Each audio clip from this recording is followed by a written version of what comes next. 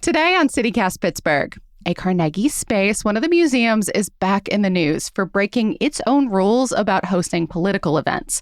We have a new candidate for governor, the state budget is still late, and multiple Pittsburgh athletes are going to be in movies in the next few weeks. Plus, it is your last chance to vote for us and an airport dog for being the very best at what we do. I'm with CityCast Pittsburgh's Sophia Lowe and Mallory Falk, rounding up the biggest stories of the week.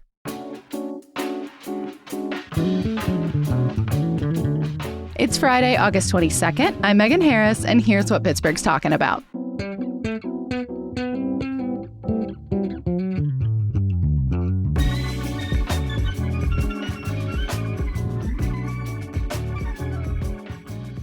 Hi, Mallory. Hi, Sophia. I feel like it's been a big week for why around here, like asking why a thing is the way it is.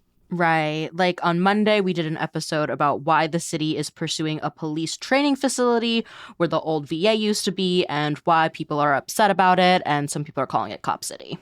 Yeah. And then why half the museums in town are currently under construction. They're expanding. They're getting big money. That was on Tuesday. Yes. At a time when so many institutions are losing money, it's very exciting to hear about ones that are expanding. And then, of course, on Wednesday, we did an episode about why it floods so much in Pittsburgh and why some people get drenched over and over. Other people's yards are dry until they're crispy, like what that phenomenon is. So go back and listen if you didn't tune in. Yeah, we're definitely going to talk more about that in future weeks. It was just so fascinating to me to talk to somebody who was a self-described disasterologist. Did not know that was a thing. New term to me. New job title I like alert. It. That's a lot of fun. I know. I mean it's terrible, in a bleak way. Yeah. I'm glad we're, able to laugh a little about it. But he shared so much about how homeowners can try to get a sense of their own risk and also just how much flood damage can cost for people who own a home, but also for businesses, for the county. Short version, it's a lot of money. So, then we had to do some fun stuff. So yesterday we talked about why Pennsylvania is the potato chip capital of the whole wide world and, taste tested a bunch of brands. If you want to hear crunching on mic, this is your episode. If you have misophonia, maybe skip that one. Yeah. Read our article on our website. Yes, exactly. And today we are returning to museums, to one in particular. But first, it is the final day to vote for us as Best Podcast in City Paper's Best of the Burgh. If you vote. If you have not voted, but you listen to us regularly, please take a moment to do it. It is the last day. The ballot closes at midnight. The link is in our show notes. We're in the People and Places category. There are a lot of other really unhinged categories near us if you, put ours in and want to do the others. Best place to cry in public, for example. Yeah. Hopefully we find out in a few weeks. So all my fingers are crossed. And speaking of things we have asked you to do for us, thank you to everybody who responded to our listener survey. We really appreciate your help. And if you were the lucky winner of the Visa gift card and some CityCast Pittsburgh swag, you should be finding out about that pretty soon here. Yeah, super exciting stuff. So moving ahead to the museums, we are talking about the Carnegie Museums today. They are currently revisiting and updating their policies for their rental spaces. And this is all because of an event that happened on July 15th with one of our senators, Senator Dave McCormick. So this was after that Energy and AI conference, the one where Trump made the visit for. After, the festivities, all the announcements happened, there was a $5,000 a plate dinner at the Art Museum with McCormick as the special guest. Yeah, and unsurprisingly, which we'll get into, some people were not thrilled about this event. The Carnegie Museums are saying they were duped by the people who organized it. So they, like so many other museums across the country, have a policy that prohibits any partisan event. And they say that the people who booked the space didn't adequately represent who they really were.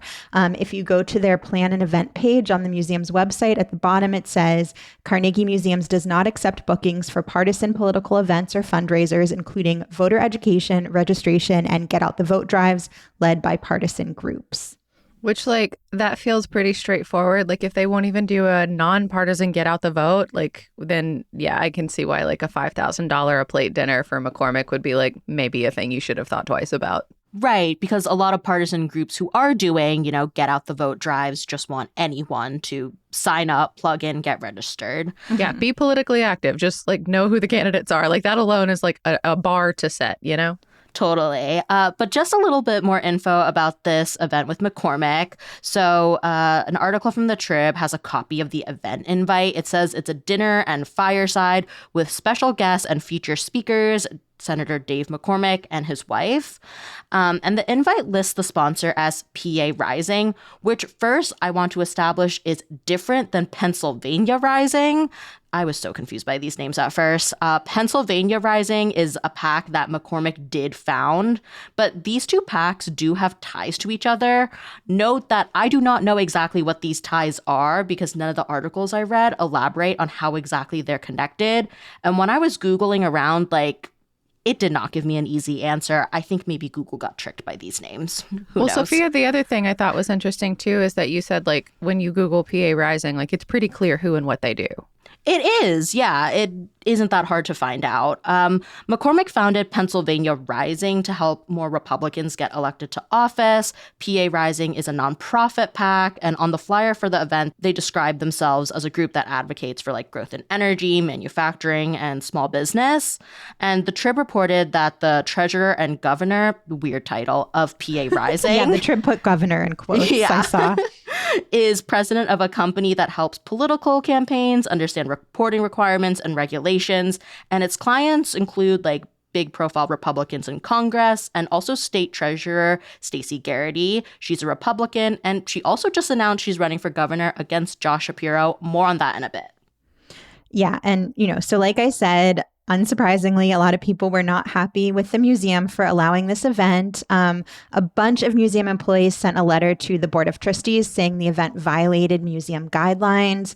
Indivisible Pittsburgh, which is a progressive group here, they, came into being after the first time Trump was elected to oppose his policies. So they posted about the event. They didn't plan a protest themselves, but they basically encouraged people to go stand outside the museum with signs, voicing their displeasure with this. And, we're a few weeks past that event, but the initial reaction from the museum higher-ups then was so weird to me. The Carnegie Museum's president sent out a statement that said, whatever interpretations of the event may be circulating in social media and elsewhere, Carnegie Museums did not host or endorse this event. But it was in your building. Right. I get maybe you didn't plan it, but that feels very, splitting hairs. Just, own up to the fact that this went against policy because, even if the event was maybe misrepresented, I find it pretty hard to believe they didn't know PA Rising was organizing this and, a couple minutes of Googling. I mean, it says it on the invite. That's the thing that I find interesting about it, kind of going back is because, y'all brought up the how to plan an event page on the Carnegie Museum website. I understand maybe taking a booking, not realizing who you were allowing to use the space. I do not understand allowing that to continue because it specifically says that they have the right to decline or cancel bookings if they find out it's against their code. So sure, maybe a mistake happened with the initial booking, but then there's whatever amount of space between there where you could have been oh, that's who you are. I'm so sorry. We can't accommodate this. And that could have been it. That's a really good point. Well, and, this story actually got picked up by the New York Times Which is why we're talking about it. Which is part of why we're talking about it. It popped off. So 3 anonymous sources told the Times that there was this small leadership meeting where Knapp, again, the president of the Carnegie Museums, he said that canceling the event would bring political scrutiny and that it would be easier to handle if museum leaders could maintain plausible deniability. So at least according to this reporting to these sources who spoke to the Times, that was maybe the calculation that was going on there. I mean, I always grain of salt with anonymous sources, but 3 of them saying the same thing and it getting picked up by the New York Times, which has a pretty high bar for what they'll print. That doesn't look great. Yeah. I also just think yes, you might not know who booked this, but once you see that a politician is involved, yeah, do a Google you search. Can't not know. You have to know. And if you don't know, you're also not doing your job completely. You got to know what's happening in your buildings. I'm curious where all this money did go to, though, because I know, there's been you mean the reporting... $5,000 a plate? To be fair, there were tiered levels, so not everybody paid $5,000. No, $5,000 was the lowest level. Oh my gosh. I totally, my brain missed some of those zeros when I was reading this reporting. Okay. Wait, what is the highest? There was a $500,000 marquee event sponsored ticket. Oh my gosh. So where did all this money go if it wasn't a fundraiser for McCormick? I've seen a lot of reporting, saying that PA Rising was like, this money isn't going to McCormick. I assume it went then to PA Rising. Like, are they just going to pass the money back to McCormick? Like, what's happening there? Right. According to the New York Times piece, that money did go to PA Rising. But yeah, unclear whose pockets it's ultimately going to land in. Yeah. And I'm scrolling through the New York Times article right now, and I'm seeing that the president has now acknowledged to employees that, yes, indeed, this McCormick event did violate their policy, but he's maintaining that, the organizers of the event were not really upfront with the museums. But reminder, because of all of this, the museums are revisiting their events policy, so curious to see what changes they might make. I mean, it sounds like the policy they had was fine. They just need to follow it. Like, maybe this is like an in-service opportunity, like re-education. Well, speaking of education, it is time for our weekly trivia segment where you will get to test your own knowledge, not of museum policies, but of other fun Pittsburgh trivia. So this month, one of our bridges is celebrating a birthday. The longest bridge in Allegheny County is turning 94. What bridge is that? That is too long for a bridge to be up. I hope it's at least been through thorough maintenance. I think I know the answer to this, and if it's the one that I think it is, then yes, it has been under some pretty heavy preservation work, even recently. So don't be too worried, Sophia. Okay, I don't even have a guess for this. I don't know the names of bridges. Well, for the sake of everyone else guessing, we'll have the answer after the break.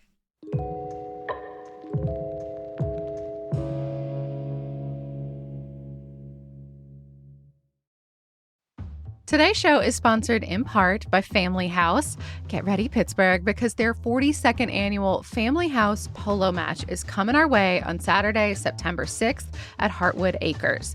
It's presented by FNB, and it's an all-day event with a little something for everyone. So a professional polo match, not a thing you get to see all that often here in Pittsburgh, a vintage car show by the Pittsburgh Vintage Grand Prix, live music, food trucks, tailgating, a silent auction, kids activities. By the way, kids under 12 get in for free, and so much more. Come out and support a great cause while enjoying a truly special day. All the proceeds benefit Family House, which is a nonprofit here in our region, providing safe, affordable lodging for patients and caregivers traveling to Pittsburgh for medical care. Do not miss it, September 6th at Heartwood Acres. Tickets and more information are at familyhouse.org/polo. We'll see ya on the field. Okay, Megan, you felt very confident you know what the longest bridge is in Allegheny County. So what is it? The way you roll your eyes a little bit while you're saying that, I think it's the McKees Rocks Bridge. You are correct. Yeah. So they just redid a bunch of that. There was a hefty preservation project. That's nice. It's great. Actually, I'm curious, Mallory, I'm going to turn this back on you. Do you know what our highest bridge is in the region? It's funny you say that because that is also in this week's trivia quiz, which now I know you haven't taken yet, Megan. I haven't. I usually don't get to take it until it's ready for the public. Anyway, credit to our trivia master, Kevin Gavin, for putting these together. If you want to take these and more, it sounds like you need to head over to our website, pittsburgh.citycast.fm. So more political-ish to be aware of. This week, Republican Stacy Garrity, she's currently the Pennsylvania state treasurer, officially launched her campaign for governor. Yes. And so reminder, this race is happening next November, 2026. I can't believe it's already started. It's over a year. I mean, it's barely over a year. I'm shocked it's taken this long, honestly, because we know Shapiro is going to run. So I'm surprised it's taken so long to get a Republican challenger, at least the first one. Yeah. And of course, there's still an open question about whether Doug Mastriano is going to enter the race. He lost to Shapiro the last time around, and he said he's still deciding whether or not to run. There was another guy, a U.S. rep here, who Trump seemed to want, but he's explicitly said he's not running for governor. That was kind of funny, just hearing all the Trump sound bites about why it should be this guy, and then for him to turn around a few days later and be like, no, thank you, but no. Pass. That guy is Dan Muser for anyone who's interested. But back to Garrity. So she grew up in Bradford County in the northeastern part of the state. She's a former Army colonel. At one point ran a detention center in Iraq. And she is I don't know any of this. Yes, she was apparently known as the Angel of the Desert for reportedly having better conditions there than at other detention camps. So she ran the better prison?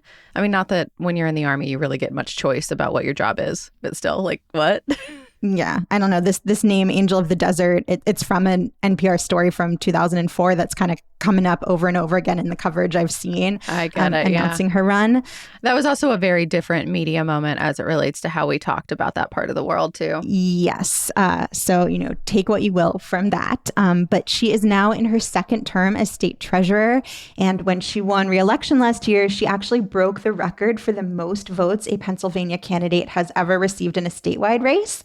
Do either of you want to wager a guess as to who held the record before that?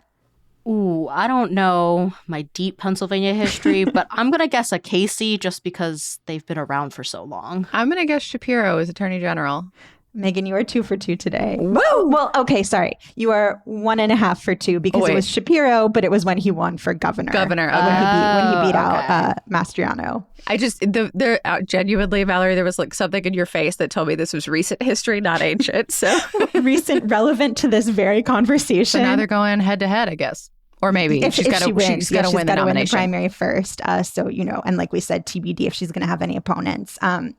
But a little bit more about her. She is a big Trump ally, was a public supporter of his big, beautiful bill. And here is a clip from her campaign announcement that gives you a sense of she's linking herself with Trump from the jump. Stacy Garrity is also a strong ally of President Trump. And like the president, supports protecting health care and welfare benefits for vulnerable Americans, while requiring able-bodied recipients to work for their benefits and ending benefits for those here illegally. Is that a shackle noise in the background? It is indeed. And if you watch the ad, there's like footage of the border wall running over it. The border, famously right next to Pennsylvania. Yeah, very relevant. Very relevant to us. And, just as we're going through her reel, Garrity also cast doubt on the 2020 presidential election results. That I remember. Yes. So this was at a rally in Harrisburg the day before the January 6th insurrection. She said, quote, "The election from this November is tarnished forever." She since tried to walk that back and say she was talking about a state Senate race. Sure. To which the first thing that pops into my mind is the Sure Jan meme. This is like starting to come back to me. I'd completely forgotten about this. During her treasurer's race, I think the most recent one, let me look at the date. Yeah. She was called Insurrectionist Barbie. Do y'all remember that? Oh, that is ringing a bell. I totally forgot that was her. Yeah. Yeah. I mean, it was a criticism from one of the Democratic contenders for the office she ultimately won. So like, it's one of those political back and forth, but I completely forgot that was her. Do we know whether she was at the insurrection? So from what I've read, if I'm remembering this correctly, no, she did not attend in D.C. And she also posted like the day of, like, violence is never the answer. So like, seems like she understood what the deal was then. But like, still, like, I remember that being like a big part of the treasurer's race. Is like the Democrats were like, are you sure? Are you sure you want her? And in fact, Pennsylvania did. They did want her. Pennsylvania did by a lot of votes, apparently. I will be curious to see if that comes up again in this governor's race. But, in her campaign launch, she says that she wants to make Pennsylvania more affordable, bring more jobs here, and, quote, bring integrity and honesty back to the governor's office. I mean, I haven't done a deep dive on this, but I'm guessing the integrity and honesty back part is like in reference to that whole thing with Shapiro a couple of years ago where one of his top aides was accused of sexual misconduct. Is this the right thing, Mallory? Yes, or at least, this is one of the things that came up in that, campaign announcement video headlines, like images from some of those headlines popped up. Yeah. In case you missed it, it's not clear. At least I've never seen reporting to this day that indicates exactly when Shapiro became aware of this.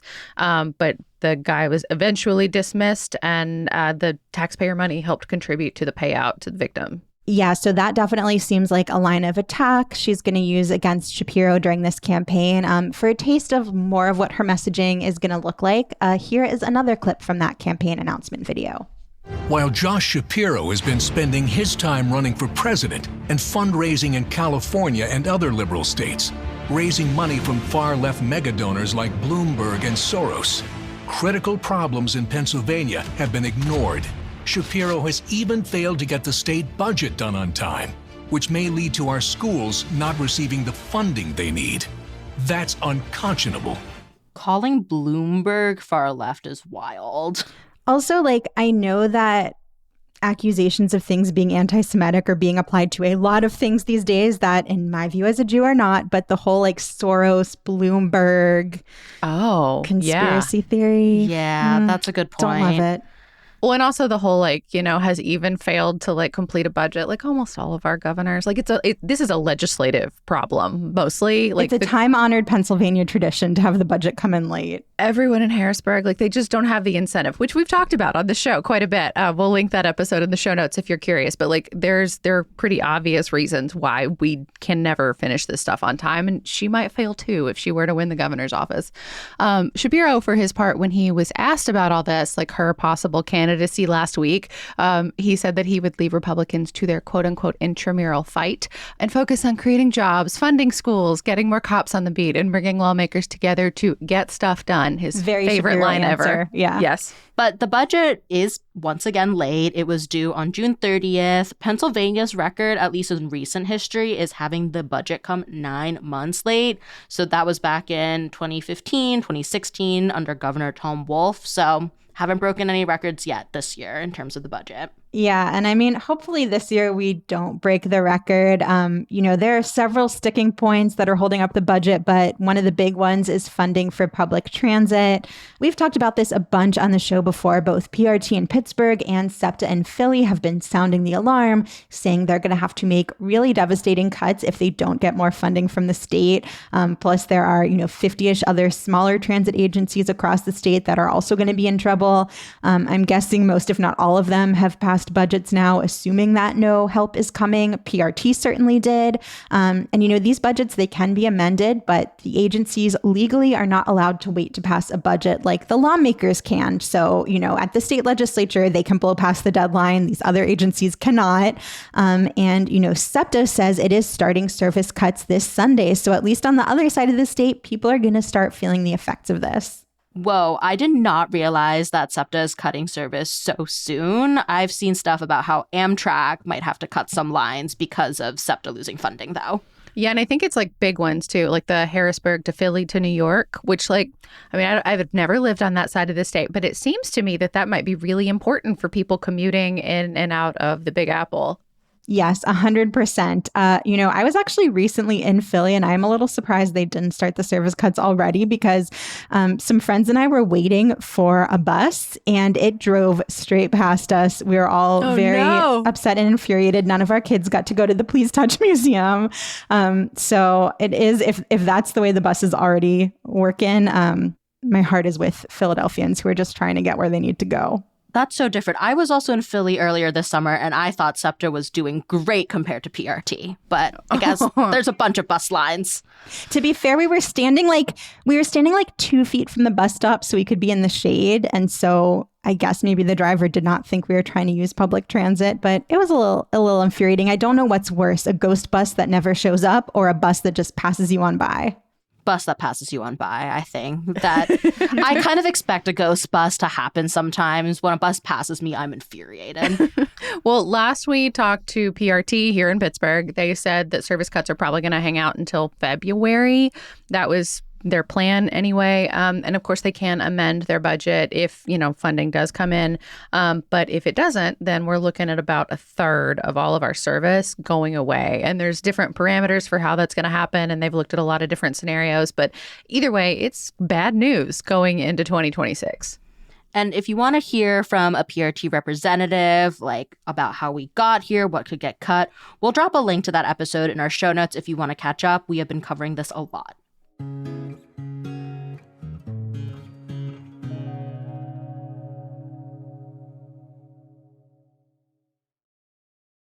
So we are back, and we've got a shout out from our CityCast Pittsburgh neighbors. Woohoo! Today, we're sharing Piper W's shout out. Piper is shouting out the library on Carson on the bar. Yeah. It's on East Carson Street on the south side. Piper says they have really yummy smash burgers, though. So I guess bar food also very good. Thank you so much, Piper. I haven't been to the library in so long. Definitely did not have them on my burger list, but that's a thing I'm working on, actually. So if any of yins are listening to this and have a recommendation for where we should go have the best burgers in Pittsburgh, please call in to our burger hotline, 412-212-8893. Thank you, Piper. I'll add it to the list. And if you have a burger shout out or another shout out for a local business, nonprofit, whatever, you should become a CityCast Pittsburgh neighbor and send us your recommendations. We will read it right here on the podcast. Your shout out will also appear in our newsletter, and you can join today at membership.citycast.fm. That is membership.citycast.fm. Yes, and a big shout out to our newest neighbors, James L. and Jeffrey C. When Jeffrey joined, he sent in a note that said, "I like being able to be informed in a lighthearted way, and the hosts are great and funny. I want to support the people who make this program possible so it can stick around." We are so grateful to you, Jeffrey, for your support. We would love this show and this newsletter to stick around too. So again, help that happen at membership.citycast.fm. And now we have some wins, some losses, and some things we think you need to know going into the weekend. We're going to start it off with a potential win for soccer fans. Yes, a lot of these wins are going to be in the sports realm, but I promise as a non-sports fan, these are exciting even for non-sports people. So yeah, Highmark Stadium is going to expand, or at least there is a plan to expand. The owner of the Riverhounds just announced that there is a plan to triple capacity at the stadium. And Highmark Stadium over on the south side. Yes, exactly. And the whole idea behind this is so that Pittsburgh could potentially have a Division I soccer team. What do we have now? What's our division? American soccer hierarchy is so hard to follow. I genuinely don't know what we have or what we want. Well, we want D1, I guess. But to me, Division I means like NCAA. That's what Division I means for me. I don't know. I need to work on this. Clearly, it's a blank spot in my knowledge. I also don't know. So Megan, you let us know when you learn. On it. But basically earlier this year, the United Soccer League announced that it's planning to launch a D1 men's professional soccer league in 2028. So right now there are no D1 soccer teams, I guess, in the US. Okay, so this is a new thing. I don't feel as bad then. Yes, exactly. And so they're trying to figure out what teams they're going to include right now. And I guess if you want to be part of this league, one of the rules is that your stadium has to have 15,000 seats. And right now, Highmark only has 5,000. So this expansion is really to try to get us to a place where we could be part of this league. I mean, I'm very happy for our soccer fans, soccer fans, but I'm also very happy that the 15,000 seats tells me that this could also be like a concert venue, for example. And it's Riverside, it's right there on Carson. I just love an outdoor space where you don't even necessarily have to buy a ticket. You can take a blanket or a towel and just enjoy the music. Or rent a kayak and ride along the river and hear it. If you're running on the trail, you can just you can enjoy a lot of things with an arena stadium space like this that's kind of that mid-size option. Yeah, exactly. And, when this was announced, there were a lot of local officials there talking about how this is going to be good for the city for more reasons than just soccer. But if you are a soccer fan, great news. And also great news if you're a fan of the Riveters, which is our women's soccer league that's pretty new here. They just finished their first season. Yeah, exactly. And so as their fan base grows, there will be more seats for those fans as well. The Riverhounds owner, who also owns the Riveters and also owns the stadium property, he says that this expansion is going to cost somewhere around $125 million. He's looking to get public and private funds. And so I was about to say, is this going to be another one where the city or the county is supposed to pay for this? I guess I should have known where this was going, but I did not realize this was going to be another thing. It's oh yeah, it's not just a great plan. It's a handout. Yes, exactly. And it's not clear exactly where all this money is coming from. It's not all in his pocket as we speak. But he did say that Governor Shapiro has already committed $3 million in state funds. That's not a lot compared to the full price tag. What I was going to say is, I guess if this is your top issue as a voter, then you can bring it to Shapiro and Garrity as this governor's race heats up, try to get them to pledge more for your special interest. But so that's why I put the little caveat on, there's this plan to expand, but as of now, we don't have all the money for it. Well, our next thing, technically not a win yet, could be a win. Pittsburgh airport dog is a contender for TSA's cutest canine contest. So this dog is named Steeler. He's a black lab. He's about 2.5 years old, which is puppyish. I don't know. Sophia, I'm impressed that you picked something that was like sports adjacent, a dog named Steeler, and also a dog. Like, you're such a cat person. I am, but like, I want our dogs to win things. Sophia I love can it. appreciate a cute animal in any form. I'd be rooting harder if it was a cat, but that's a separate issue. Cats don't work. Dogs have jobs. We need an airport cat. Got it. Now I'm really trying to imagine like TSA trying to corral a cat to sniff people's No, the bags. cat is just like pushing everything off the conveyor belt. The cat is making it worse. But the Steeler was born on Super Bowl Sunday, so his whole litter is named after NFL teams. So that's really cute. His job is to specifically sniff out explosives. Cat, I don't know if they do that. But anyway, you can vote for him on TSA's social media channels. That's running right now. And speaking of the airport, we mentioned this a while back, that they were asking for volunteers to stress test that whole new terminal. So the big one that it's been under construction for ages. It's supposed to open to the public here in a few months, but they want like thousands of people to come in at the same time and like test everything and like mock travel. Will Steeler be there? I mean, I hope. Fingers crossed, right? Like, if it's supposed to be real, like, surely Steeler gets like a time to shine, or maybe Steeler has to stay in the real airport for like the real consequences. We'll see. That's a good point.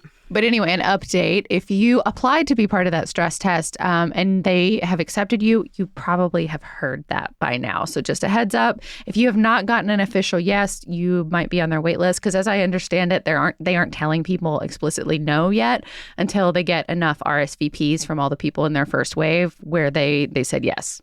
I guess while we're also on the topic of a Steeler, I saw a person Steeler is going to be in a short film. A less important Steeler. Yeah, it premieres next week in Venice. I wondered if this would be something that you might be into, Sophia, because it's immersive XR. So like a virtual reality type where you like actually get to experience it a little bit more.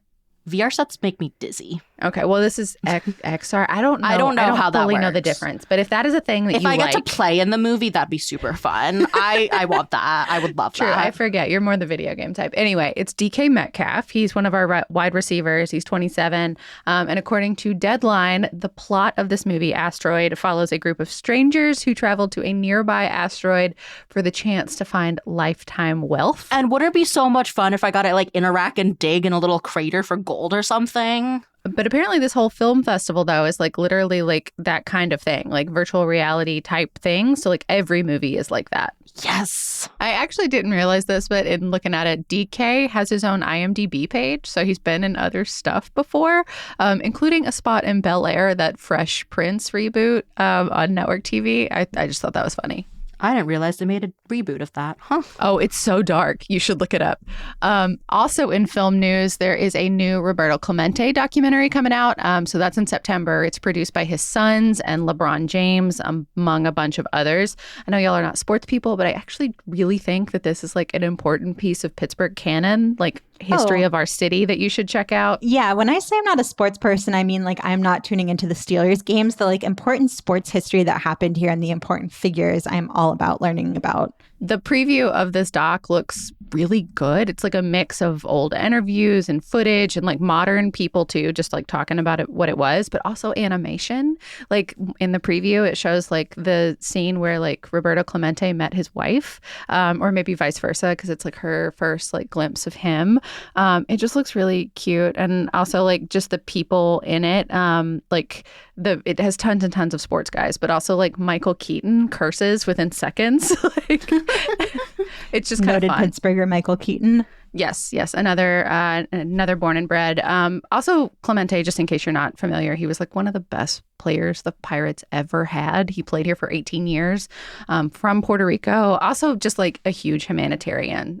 He actually died in a plane crash, which is part of like why his legacy is what it is, because he died trying to deliver aid to earthquake victims in Nicaragua. Like, it was so tragic. There's a bridge named after him, and it's for a good reason. Yeah, and we actually have a pretty incredible museum dedicated to Clemente and his legacy here. It's right on the edge of the Strip District in Lawrenceville. I've never been. This is on my list, and I don't understand why I haven't made it yet, but I've had quite a few people come visit Pittsburgh, stop there, and then come back raving about it and saying, like, I did not expect a museum about one single baseball player to be this impressive. So this is going to be my push to check it out myself, and I recommend others do the same. And just one more extra note about film things, vaguely. Saw in my feed that the Pitt has now released a new teaser trailer, so those super short ones.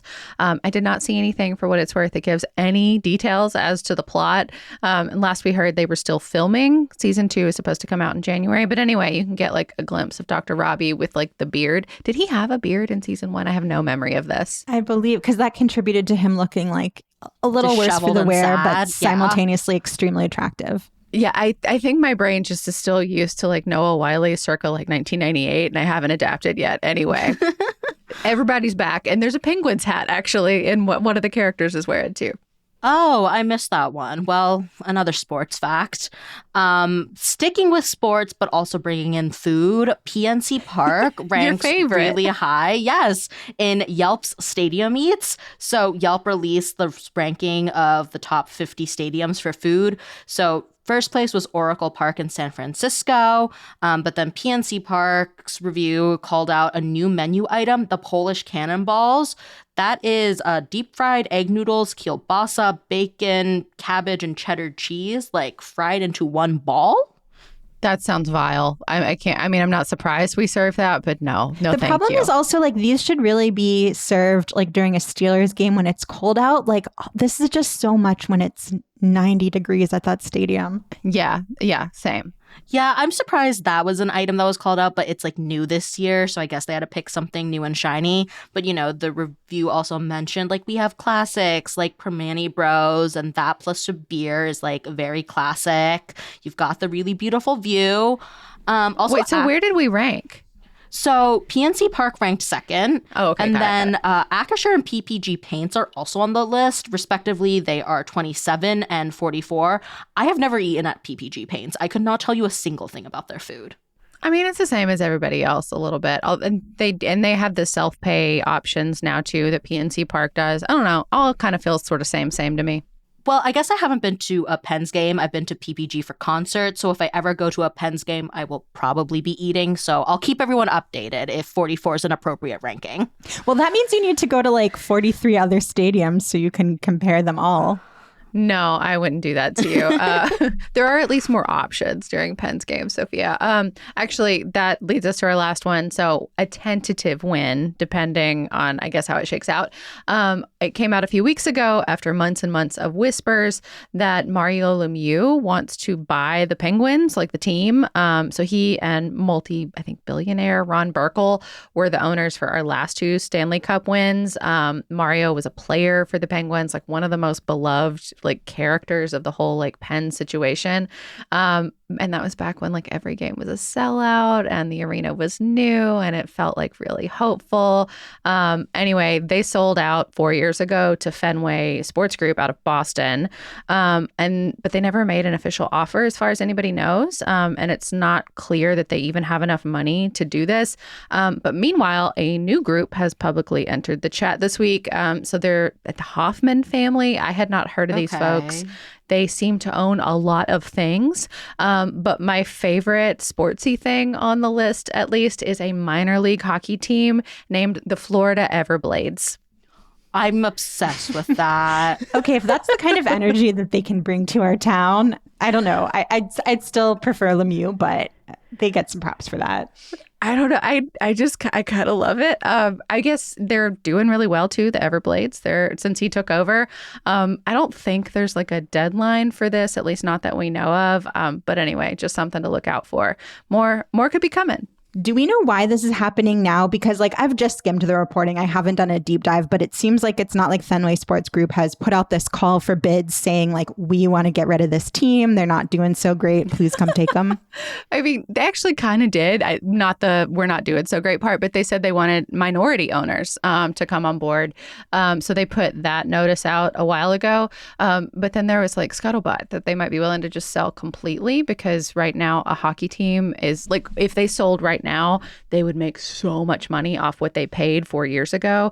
It just turns out Burkle and Lemieux got out at kind of the wrong moment, because now the NHL is about to expand, and that's going to make every team worth a lot more. So it's already worth more, but the projected amount is pretty high, which I think is why there's all this conjecture about could Lemieux and Burkle put together a reasonable offer anyway.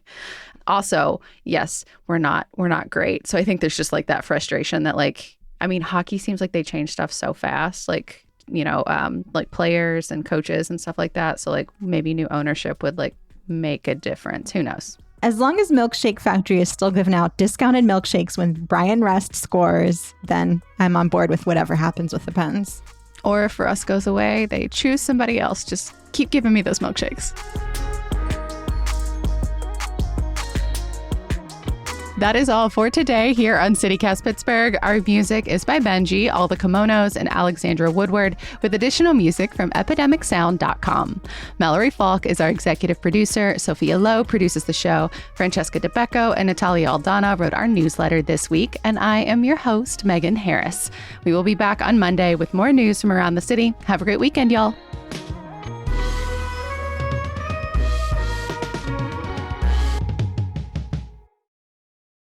Wait, y'all. I am checking the TSA Twitter right now, and voting actually did end, but Steeler won. Yay!